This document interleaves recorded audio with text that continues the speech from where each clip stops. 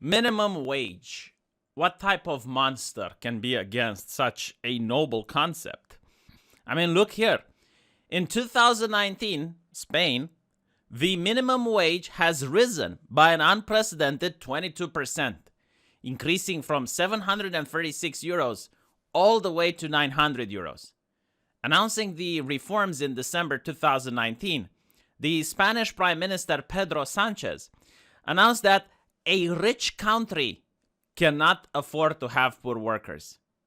Wow, I was completely moved by this. There was a tear rolling down my cheek as I was reading this. I was proud to be in the European Union where Spain gets to be a member. You know what's not mentioned here? You know what they never talk about? The statistics. Let's look at statistics. I like statistics. EU youth unemployment in November 2020. Who do you think is going to be numero uno? Who do you think is number one? Oh, that's right, Spain, with a whooping 40.9% youth unemployment. Astonishing, isn't it? Why do you think the media doesn't talk about these successes at climbing on the top? Why do you think that if you go on the internet and you're watching political videos or you're doing Google searches, you rarely find out the negative aspects of minimum wage?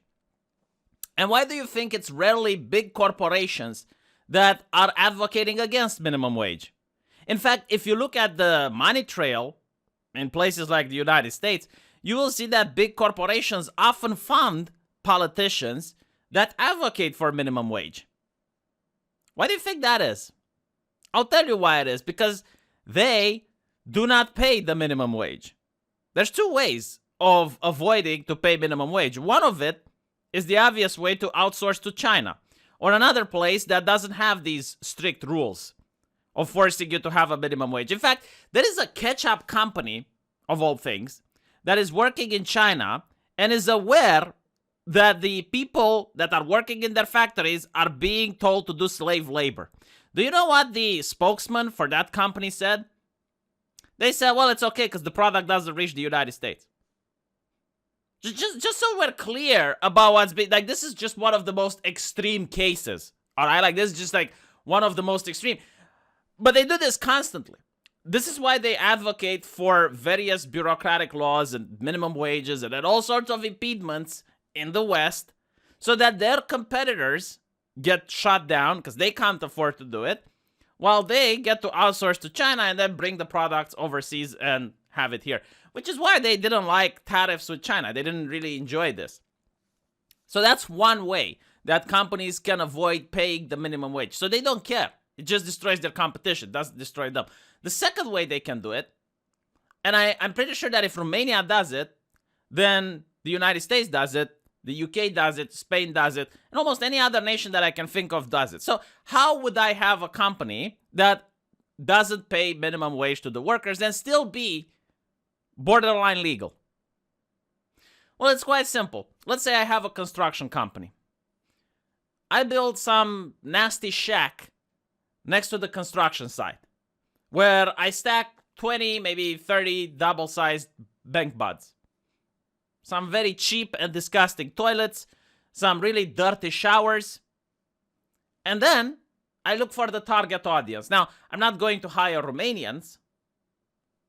They speak the language. They have connections. Someone might actually know someone in the media or a lawyer. I don't hire Romanians. No. I hire people from abroad.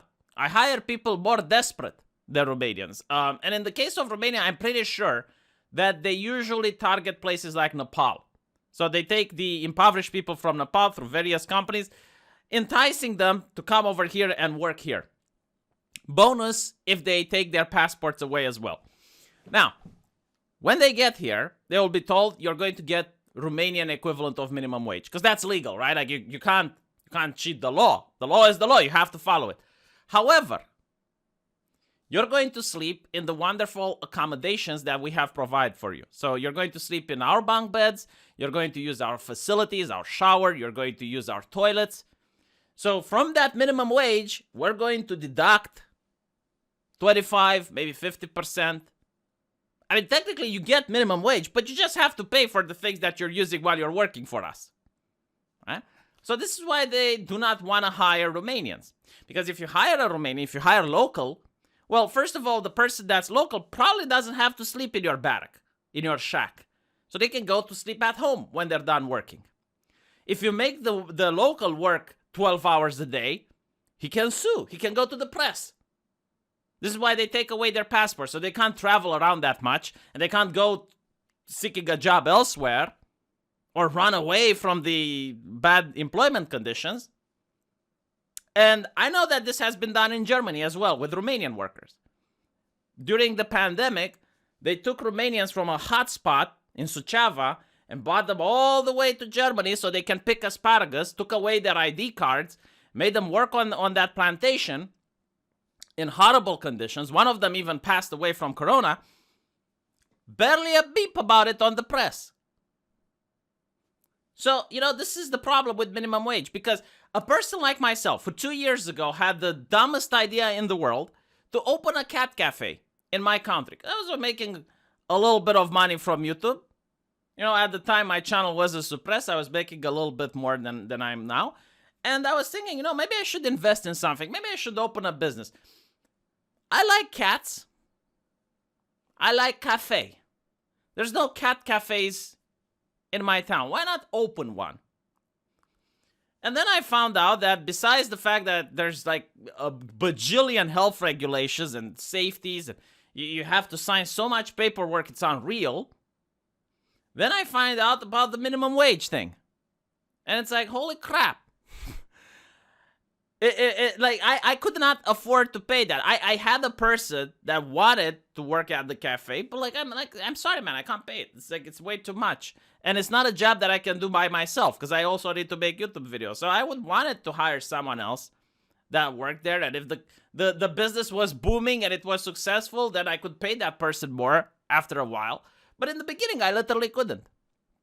So I decided not to open. And it was a really nice idea. I also wanted to have like this place where you can adopt a cat, because there's a lot of homeless cats in my town. Could have had like some people putting the cats up there for adoption. I also know a guy from a cattery. Could have advertised them, hey, if you want to buy one from this guy, you get a discount on your coffee or something. And then, I could work something out with that guy. Like, I had a lot of things planned.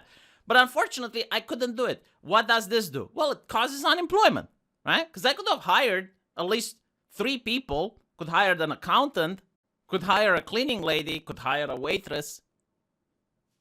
Do you think Starbucks likes that? Of course Starbucks doesn't like that competition. Why should people come to me when they can go to Starbucks? This is why Starbucks doesn't complain about minimum wage. It's really the big corporations that ever complain about these things. Because they know it's destroying their competition. They would rather take that extra loss, cut that 5% off, fire some people, some workers, and the ones that stay have to do the job of the ones that have left. And they love it. And the sad thing is that this conversation doesn't take place. You don't see people bringing like the positives and the negatives. Because you know what? Maybe I'm wrong. Maybe there are people that can bring ample evidence on why minimum wage is an excellent thing and why we should advocate for it. But I can't even see that conversation taking place. It's just like minimum wage is good, it's humane, and right-wingers are greedy and they're evil. Oh, and the working class loves minimum wage. By the way, they don't. Working class people aren't that stupid, believe it or not. Because I spoke with a lot of working class people. They know that whenever they see, oh my God, minimum wage is rising, holy crap, I hope I don't get fired. Because they know what's up. They completely understand the situation. And not to mention, minimum wage is not something that you're supposed to do for a livelihood. Minimum wage is something that usually young people join, right? When they're entering a business. And it's not supposed to be permanent. You're either supposed to gather the required skills and then get promoted within that company, or find a job somewhere else. I remember when I was a teenager, my first job, my God, like I was so happy when I finally got hired. It was very difficult finding employment, but when I finally did, I got paid below minimum wage because the guy didn't want to have a work contract with me. A lot of people did that at the time in my country. I guess he wasn't paying taxes either by doing this. incentivizes people, right? I mean, whatever. But I was really happy because finally I'm getting independent. I'm managing to earn my own income. I get to meet a lot of cool people. And when I left, I got a good recommendation. Like, it was like, yeah, this guy is hardworking. He always came on time. He always showed up. That really helped me out in life. Now, if you look at the papers during COVID, like the fruit pickers in the United Kingdom were freaking out. It's like, how are we going to pick fruits without Romanians and Bulgarians? Oh my God, there's this shortage. Turns out in an article that a lot of British people applied trying to pick fruits, and none of them got hired. Why would they? Again, if you hire a local, it's not about racism. Like, the press will try to make it about racism. It's really not. If you hire a local, he speaks the language, he doesn't get to use your barracks or your facilities, and on top of that, if you abuse him, he can sue. He can go to the cops. He might have a friend that's a journalist. He might have a friend that's a lawyer, even though they're working class and they're picking fruits for a living. They might have the connections. They might know someone that knows someone. So that's why they don't want to hire people locally. This is why they love open borders. It's not because the immigrants getting to come into that nation get to experience the Spanish dream or the British dream. No, they're going to be treated like utter shit. Notice how the press never reports on how immigrants are being treated after they arrive into the designated country. And if they're being mistreated, they say, oh, it's because of racism. They never say, no, it's because of economic reasons. Because greedy corporations. It's fascinating how the media always cheers on the left, and the left says that corporations are bad or evil, but they never articulate why. And I hope I managed to do this in this video. I hope at least I managed to articulate some of the things that are going on behind the curtains. And I'm really curious to see what you guys think. You know, tell me in the comment section if I managed to change your mind or not on this. But I would also want to see if you can change my mind. Like, you tell me the benefits of minimum wage.